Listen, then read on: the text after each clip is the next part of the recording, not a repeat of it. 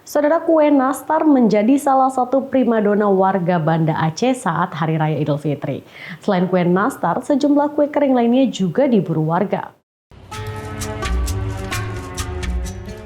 Bulan Ramadan membawa berkah tersendiri bagi Yulia Rohana, produsen kue kering di kota Banda Aceh. Bagaimana tidak, dirinya kebanjiran pesanan kue kering untuk perayaan Hari Raya Idul Fitri mendatang.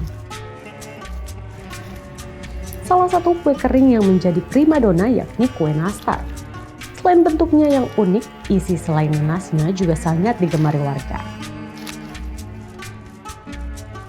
Biasanya Yulia mampu membuat kue nastar hingga 20 kg. Namun angka ini akan terus meningkat jelang Lebaran.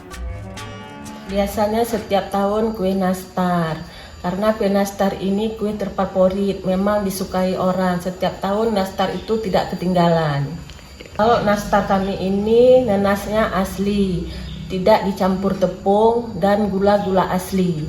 Tidak ada campuran lain.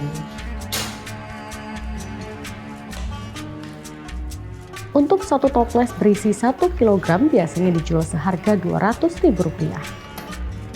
Tak hanya kue nastar, Yulia juga memproduksi aneka kue kering lainnya seperti kue bawang, kue kacang malinda, choco chip, dan aneka jenis kue kering lainnya. Tim Liputan Kompas TV, Banda Aceh.